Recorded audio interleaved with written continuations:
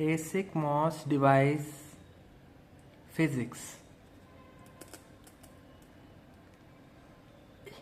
In studying the design of integrated circuits, one of two extreme approaches can be taken. One, begin with quantum mechanics and understand solid-state physics, semiconductor device physics, device modeling, and finally the design of circuits. To treat each device as a black box whose behavior is described in terms of its terminal voltages and currents, and design circuits with little attention to the internal operation of the device.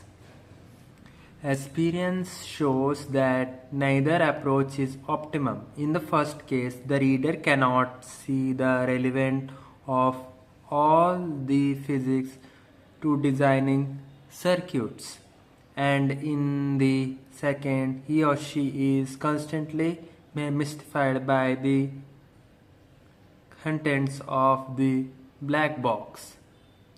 In today's IC industry, a solid understanding of semiconductor devices is essential, more so in analog design than in digital design, because in the former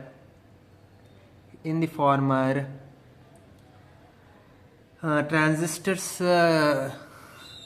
are not considered as simple switches, and many of their second order effects directly impact the performance. Furthermore, as each new generation of IC technology scales the devices, these effects become more significant, since the designer must often decide which effects can be neglected in a given circuit. Insight into device operation proves invaluable. In this chapter, we study the physics of MOSFETs in an elementary level, covering the bare minimum that is necessary for basic analog design. The ultimate goal is still to develop a circuit model for each device by formulating its operation. But this is accomplished with a good understanding of the underlying principle. After studying many analog circuits in chapter 3 through 13 and gaining motivation for a deeper understanding of devices, we return to the subject in chapter 16 and deal with other aspects of MOS operation. We begin our study with the structure of MOS transistors and derive their IV characteristics. Next, we describe second order effects such as body effect, channel length modulation, and subthreshold conduction.